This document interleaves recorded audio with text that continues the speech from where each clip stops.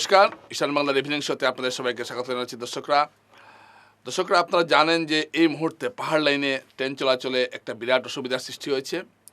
Train বন্ধ থাকার পর আজ থেকে কিছু ট্রেন চালু হয়েছে এবং এই যে চালু হয়েছে এটা কদিন থাকবে এটা নিয়ে যথেষ্ট সংশয় রয়েছে। এর মধ্যে যেটা দুঃসংবাদ সেটা হলো এখন এনএফ রেলওয়ের কর্মকর্তারাও মানছেন যে পাহাড় লাইন দিয়ে রেল চলাচলটা অত্যন্ত ঝুঁকিপূর্ণ হয়েছে। আমাদের মনে আছে যখন ব্রডগেজ চালু হয় তখন বারবার এখানে রেল অফিসার এসেছেন এবং তারা বারবার একটা কথা বলেছেন যে নতুন টেকনোলজির ব্যবহার করা হবে। যাই হোক, ব্রডগেজ চালু হলো। ব্রডগেজ চালু হওয়ার পর আমরা দেখলাম কি এক বছর যাওয়ার পর ব্রডগেজের একটা অংশ ধসে গেল, তারপর একদিন বন্ধ থাকার পর ফের ব্রডগেজ চালু হয় এবং গত 2022 সালে ডিমা হাসাবে ভয়ঙ্কর প্রাকৃতিক দুর্যোগের ফলে আবার ব্রডগেজ বন্ধ হয়ে যায়, পাহাড় লাইনে রেল চলাচল বন্ধ হয়ে যায় এবং আমরা দেখলাম যে আমরা একটা তীব্র সংকটের মধ্যে দাঁড়িয়েছিলাম এবং হাফলং যে স্টেশনটা সেই স্টেশনটা পুরো জলমগ্ন হয়ে যায় এবং স্টেশনের উপরে বালু এবং জলের স্তূপ এসে পড়তে থাকে, মাটির স্তূপ এসে পড়তে থাকে। ভয়ঙ্কর প্রাকৃতিক দুর্যোগ যেটা ডিমা হাসাবে 100 বছরে হয়নি। এবং এমন হয়েছে রেল লাইনের তলায় প্রায় কয়েকশো মিটার এলাকা পুরো মাটি নেই এবং শুধুমাত্র লাইনের দুটো পাত ঝুলে রয়েছে। এরকম একটা ভয়ঙ্কর অবস্থার সৃষ্টি হয়েছিল এবং তখন থেকেই বরাকের মানুষের মনে হয়েছিল যে পাহাড় লাইনে দীর্ঘদিন ধরে রেল চালানো অসম্ভব। প্রশ্ন এমনও উঠছে যে এই বড়াইল পাহাড় কি রেলের ব্রডগেজের রেলের চাপ নিতে পারবে? এরকম নানা কথা হয়েছে। কিন্তু আমরা যারা বরাকের মানুষ, আমরা একটু আবেগিক। আমরা রেল লাইন কংগ্রেস এনেছে না বিজেপি এনেছে এটা নিয়ে আমরা অনেক চর্চা করি। তারপর ব্রডগেজ হয়ে গেছে, আমাদের বিশাল কিছু হয়ে গেছে এরকম ভাবতে আমরা অভ্যস্ত এবং আমাদের কাছে তখন আবেগটাই ছিল বড়। কিন্তু পাহাড় লাইন স্থাপন করা, এই রুটে যে পাহাড় লাইন বানানোটা যে কতটুকু ভুল হয়েছিল সেটা আমরা হাড়ে টের পাচ্ছি। এই বছর যেমন ধরুন একবার কালকে চালু হয়েছে কিন্তু আবার যে কোনো মুহূর্তে বন্ধ হতে পারে যদি বৃষ্টি বন্ধ না হয়। এভাবে একটা এলাকা অন্যের উপর নির্ভরশীল হয়ে টিকে থাকতে পারে না দর্শকরা। তাই এবং বিকল্প রেল লাইনটা অত্যন্ত জরুরি এই মুহূর্তে। আমি আজকে সড়ক নিয়ে আলোচনা করব না, অন্য একদিন সড়ক নিয়ে আলোচনা করব। আজকে আমি রেল নিয়ে আলোচনা করছি এবং রেল লাইনের অবস্থা খুবই সঙ্গীন পাহাড় লাইনের অবস্থা। এবং পাহাড় লাইনের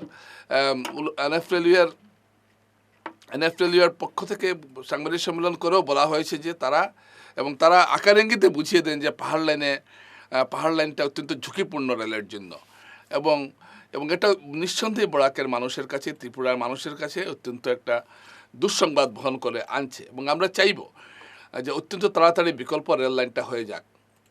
বিকল্প রেল লাইন হয়ে গেলে এটা জরিপের জন্য টাকা মঞ্জুর হয়েছে, জরিপের কাজ শেষ হয়েছে শোনা যাচ্ছে। কতটুকু হয়েছে বা কী হয়েছে সেটা এখনও জানা নেই, কিন্তু জরিপের কাজটা শেষ হলে বাকিটা জানা যাবে। তো এখন প্রশ্ন হলো যে কবে হবে এটা? ব্রডগেজের মতো এটাও যদি 20 বছর লেগে যায় তাহলে কিন্তু বরাকের মানুষ অসুবিধার মধ্যে পড়বে। এই যে নির্বাচন গেল, এই বিষয়গুলো কিন্তু উঠে আসলো না। আমি বারবার একটা কথা বলি যে আমরা বরাকের মানুষ যে বিষয়টা ইস্যু হওয়ার কথা সেটাকে আমরা কোনো সময় ইস্যু করি না। বরাকের যোগাযোগ ব্যবস্থা নির্বাচনে ইস্যু হয় না, বরাকের বেকার সমস্যা নির্বাচনে ইস্যু হয় না, আধার কার্ড নির্বাচনে ইস্যু হয় না, এনআরসি নির্বাচনে ইস্যু হয় না। নির্বাচনে ইস্যু হয় কি?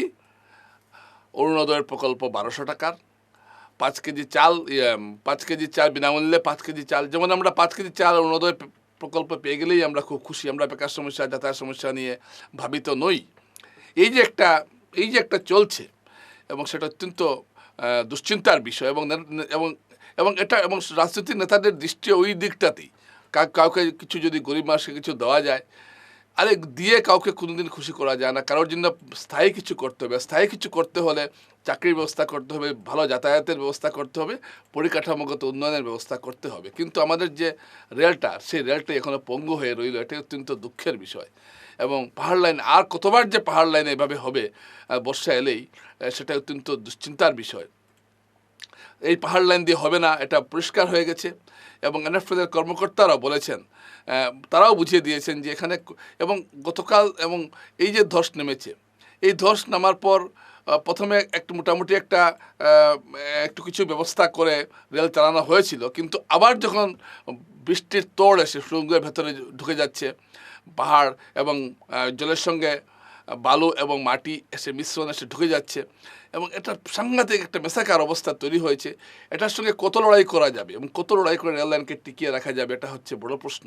তো স্বাভাবিকভাবেই এটা প্রশ্ন আসছে যে বড়াইল পাহাড়ের উপর দিয়ে ট্রেন চলাচল আর কতদিন সম্ভব, এবং এই প্রশ্নটার উপর দাঁড়িয়ে আছে বরাকের যোগাযোগ ব্যবস্থার ভবিষ্যৎ। আমরা যদি পাহাড় লাইনের উপর ভরসা করে বসে থাকি তাহলে কিন্তু চলবে না। বছরের অর্ধেক সময় এভাবে আমরা সংকটে পড়ব। দেখুন, অনেকে বলবেন আচ্ছা ঠিক আছে, সারা বছরে 4-5 দিন 10 দিন হয়েছে তো কী হয়েছে, এটা কোনো কথা নয়। এই 4-5 দিনেও আপনার ভালো কাজ থাকতে পারে। তাই আমরা চাইব এই বিষয়টির দিকে সবাই নজর দেবেন এবং রাজনৈতিক নেতাদের কাছে অনুরোধ, বিশেষ করে জনপ্রতিনিধিদের কাছে, যে আপনারা বিকল্প লাইনটা যাতে খুব তাড়াতাড়ি হয় সেই চেষ্টাটা করুন। না হলে কিন্তু বরাকের আগামীতে বরাকের মানুষের ভবিষ্যৎ আরও অন্ধকার দিকে যাচ্ছে। আপনারা জানেন যে সড়কপথ অবরুদ্ধ এবং শিলং রোড দিয়ে বেশি চলাচল করা সম্ভব নয়। মহাসড়ক বন্ধ রয়েছে, মহাসড়ক বন্ধ করে দিয়েছে 15 তারিখ পর্যন্ত ডিমা হাসাও কর্তৃপক্ষ। যদি 15 তারিখ খুলেও তারপরে যদি বৃষ্টি দেয় তাও তো সেই মহাসড়কও গেছে বড়াইল দিয়ে। তো সুতরাং বড়াইল পাহাড়ের উপর দিয়ে বরাকের যাতায়াত ব্যবস্থার উপর খুব একটা ভরসা রাখা যায় না। আমি অনেকবার বলেছি বিকল্প পথের কথা, তো বিকল্প সড়ক পথের কথা, বিকল্প রেল পথের কথা বলা হয়েছে। কলকাতা যাওয়ার জন্য বাংলাদেশের ভিতর দিয়ে যোগাযোগের ব্যবস্থা করতে হবে। আগরতলা করে নিয়েছে, তারা মাত্র 500 কিলোমিটার জায়গা তারা চলে যাচ্ছে 19 ঘন্টায়, তারা চলে যাচ্ছেন কলকাতা। আমাদের কলকাতায় যেতে লাগে 31 ঘন্টা। তো এখন যদি আমরা বাংলাদেশের ভিতর দিয়ে যাতায়াতের ব্যবস্থা তৈরি করতে পারি তাহলে অনেক কম সময়ে পৌঁছতে পারবো। তো এই সমস্ত বিষয় দেখার দায়িত্ব এখানকার জনপ্রতিনিধিদের, কিন্তু দুঃখের বিষয় তারা এটা করবেন না। এবারও যারা নির্বাচিত হবেন আমি নিশ্চিতভাবে বলতে পারি তারা এইগুলো বিষয় নিয়ে কিচ্ছু বলবেন না। তারা সুন্দরভাবে থাকবেন, তারপর আসবেন, তারপর দেখবেন যে সরকারের বা দলের কোনো প্রকল্প কীভাবে বাস্তবায়িত করা যায় এটাই তারা চিন্তাভাবনা করবেন। বিকল্প রেল নিয়ে তাদের চিন্তার কোনো ইচ্ছা নেই। তারা এই জন্যই করেন না যে জনগণ হয়তো চান না যে একটা ভালো রেলপথ হোক। তবু আমরা চাইব যে বরাকের মানুষ যাতে এই বিষয়টা নিয়ে সোচ্চার হন এবং নেতাদের যাতে উপর চাপ সৃষ্টি করা হয় যে আপনারা অবিলম্বে বিকল্প রেল লাইনের ব্যবস্থাটা করুন। নমস্কার।